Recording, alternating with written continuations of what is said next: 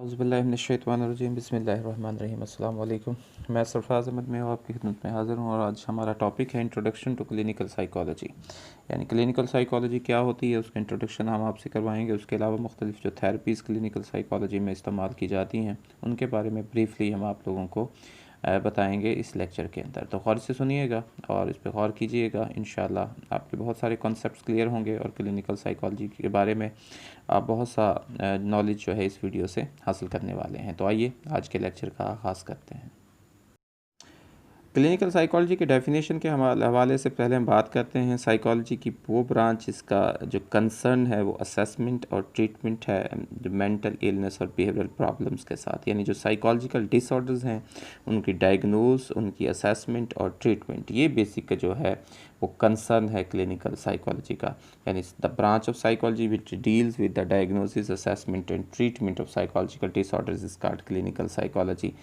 तो सबसे पहले अजाइलम्स का जो कंसेप्ट हुआ था जी 1500 में हुआ था और उसमें जो है वो मेंटली इल पीपल थे, उनको कन्फाइंड किया जाता था, उसमें बंद कर दिया जाता था और उनके साथ बड़ी हारिश और डैमेजिंग उनकी ट्रीटमेंट की जाती थी। तो फिलिप पाइनल जो थे वो पहले शख्स थे जिन्होंने अजाइलम्स को ख़त्म किया, अनलॉक किया, उनकी चेन्स को जो जंजीरों से बांध के रखते थे साइकोलॉजिकली या मेंटली इल पीपल्स को, तो वो उन्होंने कहा कि उनको हम काइंडनेस के साथ भी ट्रीट कर सकते हैं। तो बहुत सारे अजाइलम्स जो थे पेरिस और फ्रांस के अंदर उसको इन्होंने अनलॉक किया। साइकोथेरेपी का मकसद जो होता है, साइकोथेरेपी में हम साइकोलॉजिकल जो डिसऑर्डर्स हैं उनके हवाले से लोगों को जो है वो थेरेपी प्रोवाइड करते हैं। साइकोलॉजिकल थेरेपीज़ का जो यूज़ है टू ट्रीट साइकोलॉजिकल डिसऑर्डर्स इसका साइकोथेरेपी। इसमें ये पर्सनस टॉकिंग टू है, पहले इसको टॉक थेरेपी भी कहा जाता था लेकिन बाद में इसको साइकोथेरेपी का नाम दिया गया। साइकोथेरेपी बेसिकली टॉक थेरेपी भी कहलाती है। इसमें प्रोफेशनल्स जो हैं वो पर्सनस की प्रॉब्लम्स के हवाले से उससे बातचीत करते हैं। तो साइकोथेरेपी जो कि अंडरस्टैंडिंग हासिल करने के लिए किसी के मोटिव्स और एक्शंस को, उसे इनसाइट थेरेपी कहा जाता है। और वो साइकोथेरेपी जिसका मकसद है चेंजिंग डिसऑर्डर्ड बिहेवियर को चेंज करना डायरेक्टली, उसे हम एक्शन थेरेपी कहते हैं। यानी इसमें गौर कीजिएगा, किसी के बारे में जब हम नॉलेज हासिल कर रहे हैं तो वो इनसाइट थेरेपी है। किसी की प्रॉब्लम्स के बारे में जानने की कोशिश कर रहे हैं तो सिंपली वो इनसाइट थेरेपी है। और जब हम उसको चेंज करना चाह रहे हैं उस डिसऑर्डर्ड बिहेवियर को डायरेक्टली, तो उसे हम एक्शन थेरेपी कहेंगे। यानी फिर इनसाइट थेरेपी किस में कन्वर्ट हो जाती है? एक्शन थेरेपी में। इसमें बायोमेडिकल थेरेपी है जो कि एक मेडिकल प्रोसीजर जिसमें यूज़ किया जाता है बिहेवियर को चेंज करने के लिए। सिगमंड फ्राइड ने जो है वो जो ट्रीटमेंट का वे डेवलप किया था उसे साइको एनालिसिस कहते हैं, जो फोकस करता है releasing a person's hidden repressed urges और कंसर्न्स जो हैं उसके अनकॉन्शियस माइंड से। यानी एक पर्सनस के जो खुफिया दबे हुई अर्जिस हैं, ख्वाहिशात हैं, उनको जो है वो अनकॉन्शियस माइंड से निकालना। साइको एनालिसिस जो है वो यूज़ करता है जी interpretation of dreams, free association, positive और नेगेटिव, ट्रांसफेरेंस और रेजिस्टेंस। और इसका मकसद क्या है? तो होता है कि वो हेल्प करता है पेशेंट को रिवील देयर अनकॉन्शियस कंसर्न्स। यानी अनकॉन्शियस जो है उसको रिवील करने के लिए जो तरीके, जो इंटरवेंशंस यूज़ की जाती हैं उनमें ये इंटरवेंशन शामिल हैं। मॉडर्न साइकोडायनेमिक थेरेपिस्ट ने मॉडिफाई किया था टेक्निक, जो फ्राइड की टेक्निक थी। और फ्राइड का ज़्यादातर फोकस जो था वो ईड और सेक्सुअलिटी के ऊपर था, तो उसको उन्होंने मॉडिफाई किया और उसको मोर डायरेक्टिव किया और जो है उसको किया कि ये ताकि ये लेस टाइम कंज्यूमिंग हो सके। तो पर्सन सेंटर्ड थेरेपी एक नॉन डायरेक्टिव अप्रोच है और इसमें जो क्लाइंट को अलाउ किया जाता है कि वो अपनी प्रॉब्लम्स को बताए, अपने कंसर्न्स को बताए, जब उसे एक थेरेपिस्ट जो है वो एक सपोर्टिव बैकग्राउंड जो है वो प्रोवाइड करता है। जो इसकी पर्सन सेंटर्ड थेरेपी में 3 बेसिक एलिमेंट्स हैं। इसके एक तो ऑथेंटिसिटी है, ऑथेंटिसिटी जो थेरेपिस्ट की है क्लाइंट्स परसेप्शंस के हवाले से। दूसरा जो अनकंडीशन पॉजिटिव रिगार्ड है जो कि क्लाइंट को दिया जाता है थेरेपिस्ट के ज़रिए से। और एम्पथी है जो थेरेपिस्ट की एम्पथी है अपने क्लाइंट के लिए। तो ये 3 बेसिक इसके एलिमेंट्स हैं। गेस्टाल्ट थेरेपी जो है वो मोर डायरेक्टिव अप्रोच है और ये हेल्प करती है क्लाइंट की कि वो अवेयर हो अपनी फीलिंग्स से और वो रिस्पॉन्सिबिलिटी ले अपनी चॉइसेस की अपनी ज़िंदगी के अंदर। यानी जो उसकी लाइफ के लिए उसकी चॉइसेस हैं उसकी खुद रिस्पॉन्सिबिलिटी ले, अपने आप को जो है वो यूनाइटेड करे अपनी सोचों को, ठीक है। और गेस्टाल्ट जो थेरेपिस्ट है वो हेल्प करते हैं क्लाइंट की कि डील करने में चीज़ों के साथ जो उनके माजी में थी और जिनसे वो इनकारी हैं और अपनी बॉडी लैंग्वेजेस को उसमें यूज़ करेंगे और अदर नॉन वर्बल क्यूज़ को अंडरस्टैंड करने के लिए कि क्लाइंट जो है वो रियली क्या कहना चाहता है। इसके अलावा ह्यूमनिस्टिक थेरेपीज़ जो हैं वो बेस्ड करती हैं एक्सपेरिमेंटल रिसर्च के ऊपर और वर्क करती हैं best with intelligent highly verbal persons के साथ। ह्यूमनिस्टिक थेरेपीज़ जो है उनका फोकस कॉन्शियस माइंड के ऊपर है और सब्जेक्टिव एक्सपीरियंसेस के ऊपर है और इसका मकसद है क्लाइंट को इंसाइट हासिल करना, क्लाइंट को हेल्प करना कि वो इंसाइट हासिल करें, अपने बारे में जानने की कोशिश करें। बिहेवियर थेरेपीज़ का मकसद होता है learning one's way to better behaviour, ठीक है, अपने बिहेवियर को बेहतर बनाने के लिए सीखना, लर्न करना। तो बिहेवियर थेरेपीज़ का जो फोकस होता है वो अपने ऊपर या इंसाइट हासिल करना नहीं होता, बल्कि इसका मेन जो मकसद है वो अपने एबनॉर्मल और डिसऑर्डर्ड जो बिहेवियर्स होते हैं उनको चेंज करना होता है अपने तौर पर। किसके ज़रिए? क्लासिकल और ऑपरेंट कंडीशनिंग के ज़रिए से। तो क्लासिकल कंडीशनिंग टेक्निक्स में हमारे पास सिस्टमेटिक डिसेंसिटाइजेशन आती है चेंज करने के लिए, उसमें अवर्शन थेरेपी आती है और एक्सपोजर थेरेपी आती है। और जो ऑपरेंट कंडीशनिंग हमारी होती है उसमें मॉडलिंग है, रीइंफोर्समेंट है, टोकन इकोनॉमीज़ है और एक्सटेंशंस जो है वो यूज़ की जाती हैं। तो बिहेवियरल थेरेपीज़ इफ़ेक्टिव होती हैं स्पेसिफिक प्रॉब्लम्स को ट्रीट करने के लिए, जैसे कि बेड वेटिंग है, ड्रग एडिक्शंस हैं, फोबियाज़ हैं। और इसके अलावा ये हमारी जो ट्रबलिंग बिहेवियरल सिम्टम्स होती हैं जो एसोसिएटेड होती हैं बहुत सीवियर डिसऑर्डर्स के साथ, उनको इम्प्रूव करने में हेल्प करती हैं।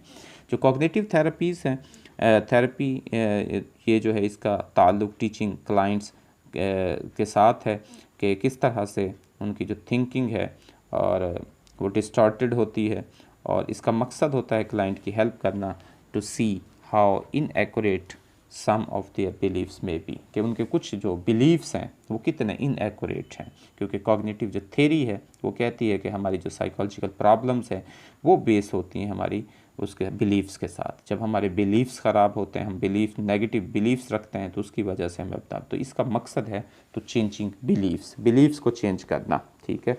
और इसमें जो हमारी कॉग्निटिव डिस्टॉर्शंस होती हैं थिंकिंग के अंदर, जिसमें आर्बिट्री इन्फ्रेंसेस हैं, जिसमें सेलेक्टिव थिंकिंग है, जिसमें ओवर जनरलाइजेशन है, जिसमें मैग्निफिकेशन है, मिनिमाइजेशन और पर्सनलाइजेशन है, ये हमारे कॉग्निटिव डिस्टॉर्शंस हैं थिंकिंग के अंदर जो हमें एबनॉर्मलिटी की तरफ लेके जाते हैं। और फिर हम उनको किस तरह से ठीक कर सकते हैं सेलेक्टिव थिंकिंग के साथ, आर्बिट्री इन्फ्रेंसेस के साथ।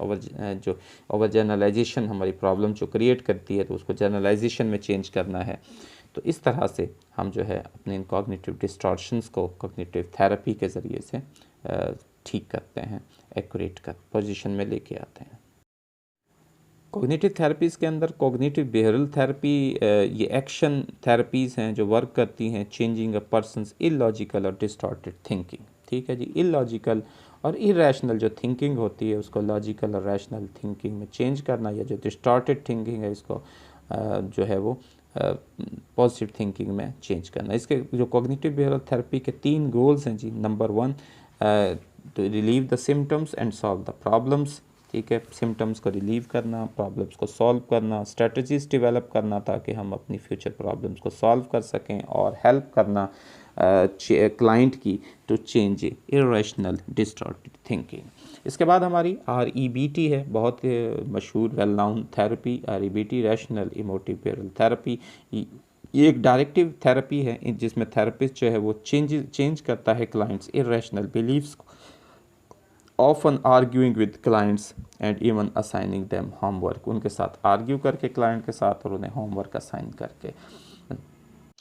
CBT जो है सक्सेसफुल है जी डिप्रेशन को ट्रीट करने में, स्ट्रेस डिसऑर्डर्स को ट्रीटमेंट करने में और एंजाइटी को ट्रीटमेंट करने में। लेकिन इस पे क्रिटिसाइज़ किया जाता है कि इसका जो फोकस है वो सिम्टम्स पे ज़्यादा है, कॉजेज़ पे नहीं है, जो डिसऑर्डर्ड बिहेवियर होता है उस पर। अच्छा, ग्रुप थेरेपी जो है उसका एडवांटेजेस है of low cost exposure to other people with similar problems, social interactions with others, and social and emotional support from people with similar disorders or problems, ठीक है जी। और इसको डेमोन्स्ट्रेट किया जाता है वेरी इफ़ेक्टिव जो है for people with social anxiety के तौर पर, जो ग्रुप थेरेपी होती है। तो ग्रुप थेरेपी भी इम्पोर्टेंट है, जिसको एक ग्रुप के साथ हम यूज़ करते हैं। इसमें सोशल इंटरेक्शन होता है दूसरों के साथ और लोगों को सोशल और इमोशनल सपोर्ट फ्राहम की जाती है थेरेपिस्ट की तरफ से। इसके अलावा ये सोशल एंजाइटी में बहुत ज़्यादा अहम किरदार अदा करती है। ग्रुप थेरेपी इसको हम अकम्प्लिश कर सकते हैं बहुत सारे स्टाइल्स ऑफ साइकोथेरेपी के यूज़ करके, और इसमें हम ट्रीट करते हैं पीपल जो हैं who are part of the same family, जिनका ताल्लुक़ एक ही फैमिली से होता है, और एज इन फैमिली काउंसलिंग के हवाले से, यानी फैमिली काउंसलिंग जो है वो ग्रुप थेरेपी की एक टाइप है।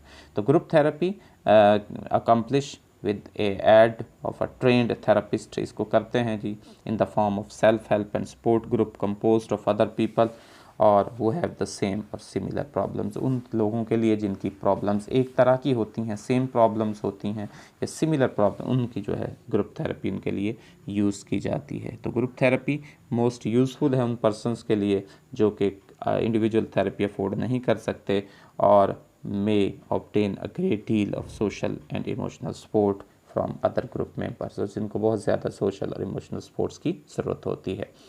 आइजनिक का जो अर्ली सर्वे था जी क्लाइंट इम्प्रूवमेंट के हवाले से, वो सजेस्ट करता है देखिए जो क्लाइंट है उसको इम्प्रूव करना होता है होगा, जैसे जैसे वक्त गुजरेगा वैसे वैसे क्लाइंट जो है वो उसके अंदर इम्प्रूवमेंट होती जाएगी विद और विदाउट थेरेपी। आप चाहे उसको थेरेपी दें या ना दें, उसके अंदर इम्प्रूव, यह आइजनिक का जो है early survey of client improvement के हवाले से था। Effective therapy should be matched to a particular client. वो कहता है इफ़ेक्टिव थेरेपी को होना चाहिए, मैच होना चाहिए पर्टिकुलर क्लाइंट के साथ और पर्टिकुलर प्रॉब्लम्स के साथ।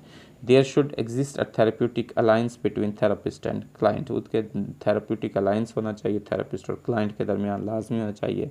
और जो प्रोटेक्टेड जो है वो सेटिंग होनी चाहिए जिसमें क्लाइंट जो है अपनी इमोशन को रिलीज़ कर सके और अपनी जो उसकी प्राइवेट थॉट्स हैं उनको रिवील कर सके, ये बहुत ज़रूरी है। यानी इफ़ेक्टिव थेरेपी हमारी तब बन सकती है जब वो इन कंडीशंस पर पूरा उतर सके।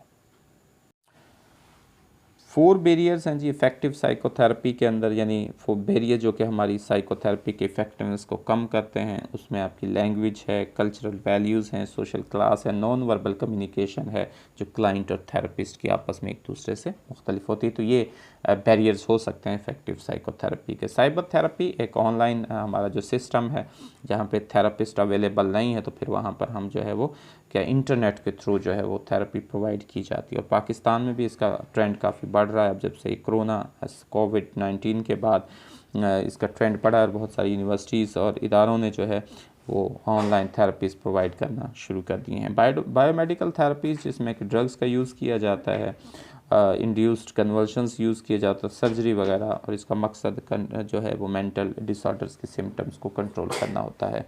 एंटीसाइकोटिक जो ड्रग्स होती हैं जी उनमें उनका मकसद डिलीजन्स, हेलुसिनेशन और बिज़ार बिहेवियर्स वगैरह को कंट्रोल करने के लिए होता है। और इसमें जो एंटीसाइकोटिक ड्रग्स होती हैं उसमें हमारी टिपिकल और एटिपिकल एंटीसाइकोटिक ड्रग्स हैं और पार्शियल डोपामिन एगोनिस्ट यूज़ की जाती हैं। एंटी एंजाइटी के ड्रग्स जो हैं वो एंजाइटी डिसऑर्डर्स को ट्रीट करने के लिए होती हैं। इसमें जो है वो बेंजोडाइज़ेपाइंस वगैरह बहुत इंपॉर्टेंट है, और बहुत और मुख्तलिफ जो है एंटी डिप्रेसेंट ड्रग्स यूज़ की जाती हैं। एंटी मैनिक ड्रग्स जो हैं वो यूज़ की जाती हैं बाइपोलर डिसऑर्डर्स को ट्रीट करने के लिए। इसमें लिथियम और सर्टन जो है एंटी कन्वल्सेंट ड्रग्स जो है वो इस्तेमाल की जाती हैं। ये तो था जी आज का हमारा लेक्चर क्लिनिकल साइकोलॉजी के ब्रीफ इंट्रोडक्शन हमने इसमें करवाया है। क्लिनिकल साइकोलॉजी में कौन सी थेरेपीज़ यूज़ की जाती हैं, क्लिनिकल साइकोलॉजी का मकसद क्या होता है, और इसके अलावा इसमें कौन सी जो है हम ड्रग्स वगैरह का भी इस्तेमाल करते हैं। तो ये हमने एक जर्नल सा इंट्रोडक्शन आपके सामने करवाया है। इंशाल्लाह नेक्स्ट लेक्चर्स में आपके साथ हम ब्रीफली जो है वो थेरेपीज़ के हवाले से आपके साथ शामिल होंगे, जिसमें हम थेरेपीज़ और उसके इंटरवेंशंस के हवाले से आपसे डिस्कस करेंगे। अगर आपको ये लेक्चर पसंद आया, ये वीडियो पसंद आई है तो इसको लाइक ज़रूर कीजिएगा, कमेंट ज़रूर कीजिएगा। अल्लाह ताला से दुआ है कि अल्लाह ताला आपको हर ज़हनी बीमारी से महफूज फ़रमाएँ। अल्लाह ताला आपकी ज़िंदगी में आसानियाँ नसीब फ़रमाएँ और आसानियाँ तकसीम करने की तौफ़ीक नसीब फ़रमाएँ। दुआ में याद रखिएगा। अल्लाह हाफ़िज़।